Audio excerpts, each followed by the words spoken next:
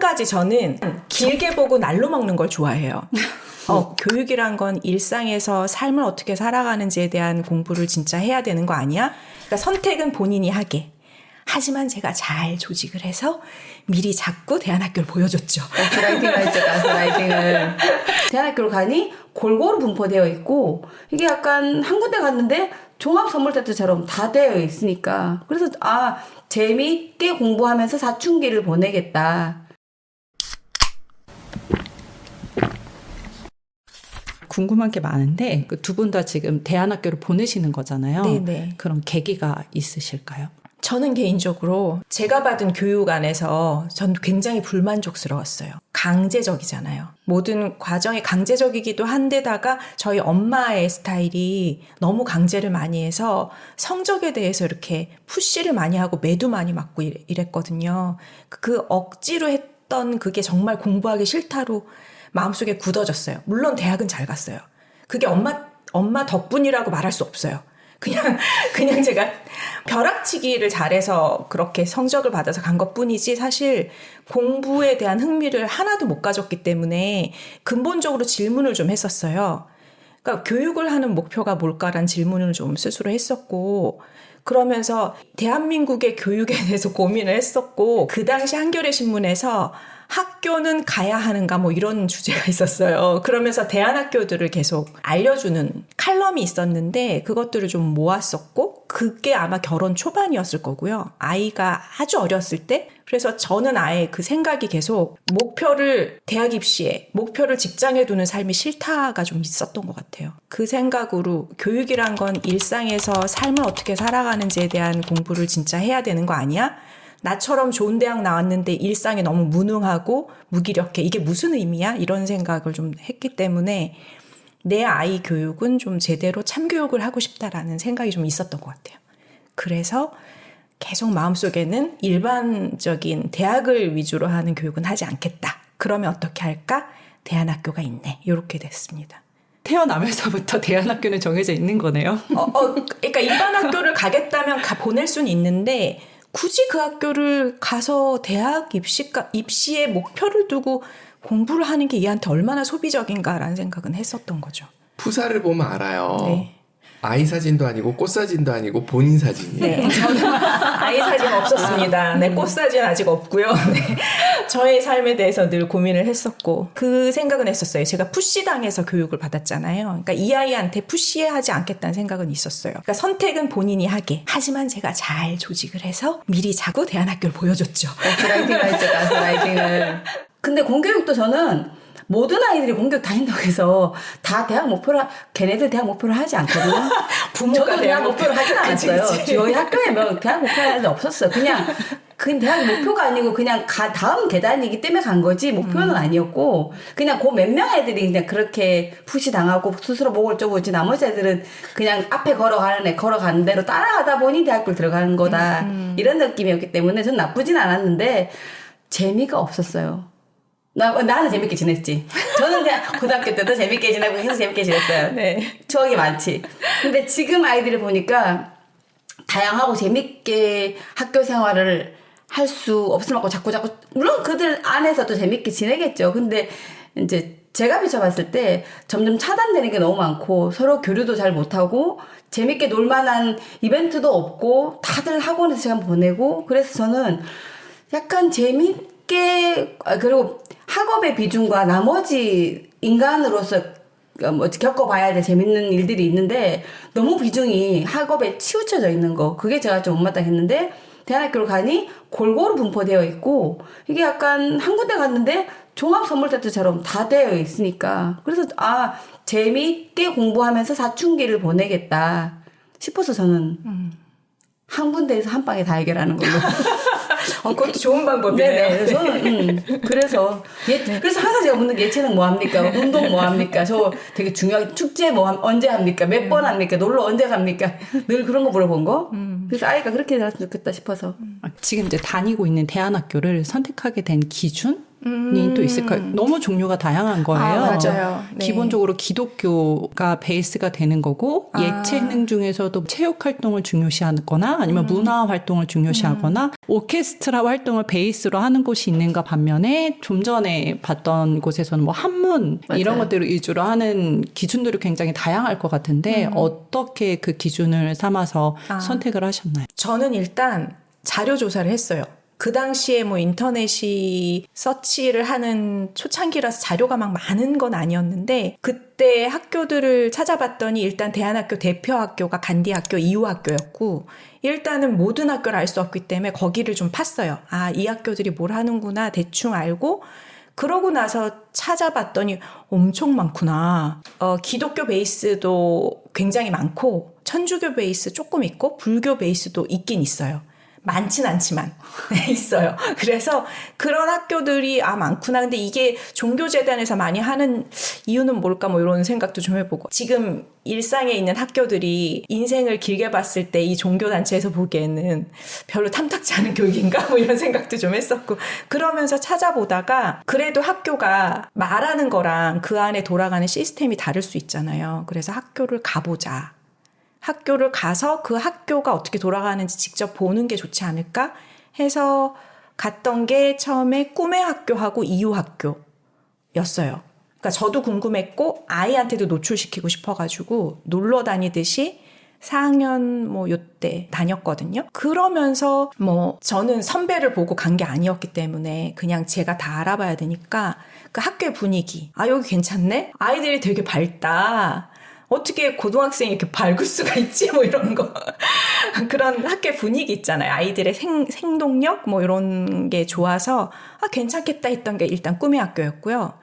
이후 학교는 학교가 아담하지만 굉장히 독특하고 여러 가지가 잘 돼 있다. 이런 생각은 들었는데, 이후 학교를 선택 안 한 이유가 앞에 커다란 송전탑 때문에.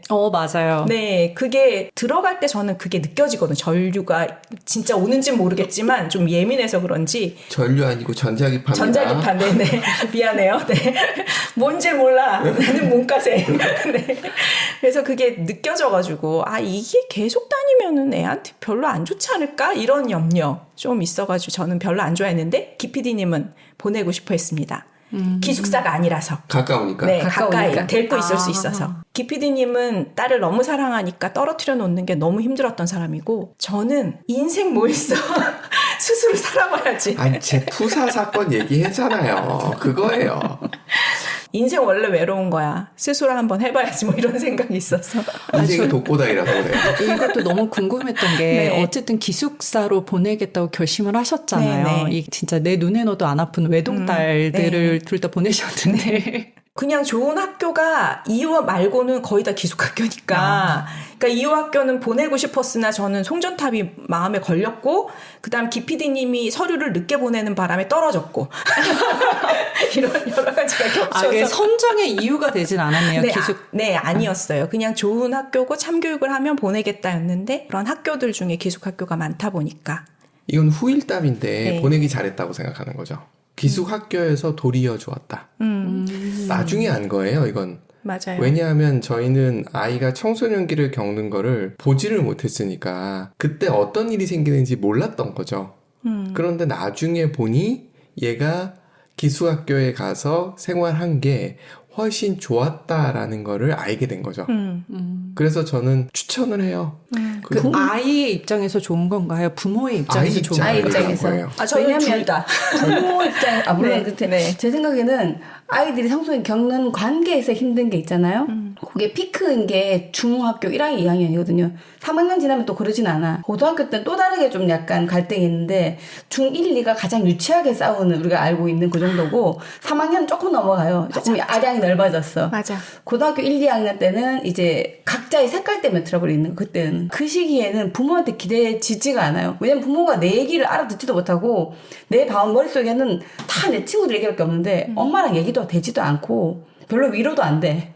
그렇기 때문에 차라리 기숙사에서 사감 선생님이라든지 그런 생활교육 선생님이라든지 뭔가 내가 마음 터놓고 얘기할 수 있는 멘토가 있는 게 훨씬 효과적이라고 생각해요. 부모들은 오히려 더 자극하고 걱정을 하거나 막 이렇게 일을 만들거나 아니면 누가 그래서 찾아가자 이러면서 막 일을 만드니까 저는 오히려 그렇게 기숙사에 있으면서 그들끼리 해결하고 그 산을 넘어가고 또 멘토쌤하고 의논하면서 진행하는 게 좋다고 생각을 하게 돼요. 이건 저희 아이의 이제 그 경험담, 개인적인 경험담인데 저희 아이가 이제 외동이고 집에서 혼자 크다 보니까 집안에서 그런 역할 분담이나 양보 같은 거를 배운 적이 없잖아요.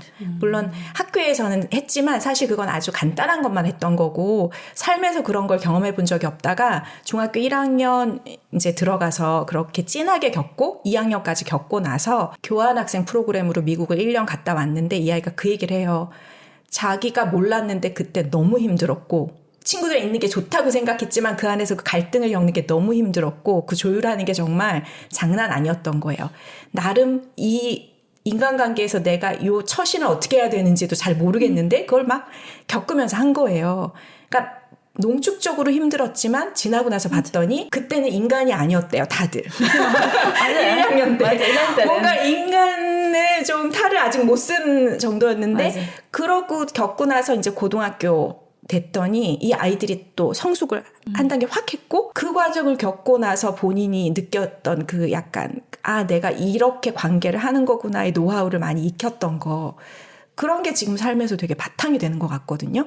지금 와서 보니까 아이는 그때는 힘들었지만 자기 학교가 참 좋았다고 얘기해요.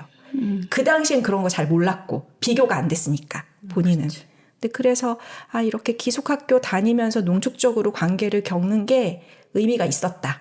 라는 생각을 좀 저도 합니다. 네. 그랬는데 일단 제가 찾으면서 전교생 숫자를 봤어요. 제가 처음 갔던 학교가 지구촌 교회였는데 거기 유치원생부터 고등학생까지가 전교생이 50명이 잘 안 됐던 것 같은데 너무 작지 않나? 그리고 학년이 두 학년 합쳐서 4명인 거예요. 그럼 4명하고 벌써 물론 깊어질 수 있지만 조금 다양한 관계를 위해서 저는 조금 인원 어느 정도 봤었고 기숙 중요하지 않았지만 조사하다 보니 그리고 아이 입장에 생각해보니 겪을 거를 여기서 겪으면서 그 안에서 터득해 내는 게 부모의 그늘에 있는 것보다 낫겠다 싶어서 그렇게 기숙사 위주로 전 찾게 됐었었고 그 발도르프 같은 경우는 비기숙이라서 정 안 되면 거기로 간다 하고 이사를 가야지 했는데 기숙사 가는 게 나을 것 같아서 기숙 있는 학교를 찾았었고 그리고 저는 그래도 학교가 안정되게 시스테미컬하게 움직이려고 하면 최소한 10년이 넘어가야 된다. 저는 연역 되게 많이 따지거든요. 얼마나 됐는가. 그거 필요하죠. 시스템이 돌아가는지를 봐야 되니까. 네, 가서 정말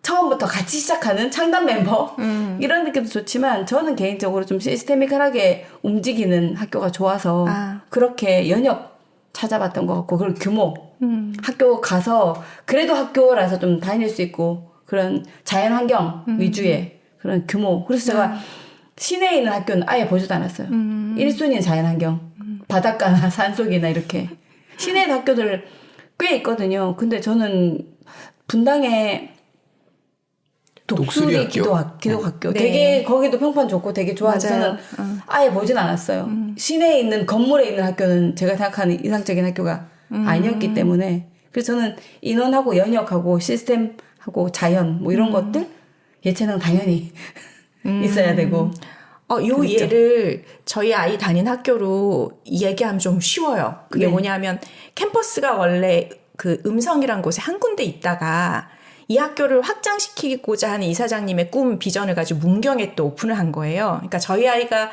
입학할 때 벌써 한 7, 8년 이상 된 음성 그런 시스템을 갖춘 곳이었고 캠퍼스는 좀 작았지만 문경에 엄청 큰 캠퍼스의 새 건물에 삐까뻔쩍. 근데 이제 시스템을 정착시켜야 되는 거죠. 그러다 보니까 아이들이 처음 들어가서 이 한 학년 올라오면서 다음 학년 받아서 이렇게 돌아간 학교는 벌써 기숙사 들어가면서부터 뭔가 세팅 안정감이 있는 거고 이 학교는 처음 세팅할 때 좀 애를 먹긴 했어요. 그럴 것 같아요. 네, 그 아이들이 한꺼번에 확 들어와서 이걸 선생님들이 이걸 잡아가는데 완전 애먹으신 거죠. 네, 그렇죠. 그런 과정이 좀 있긴 하다고 하더라고요.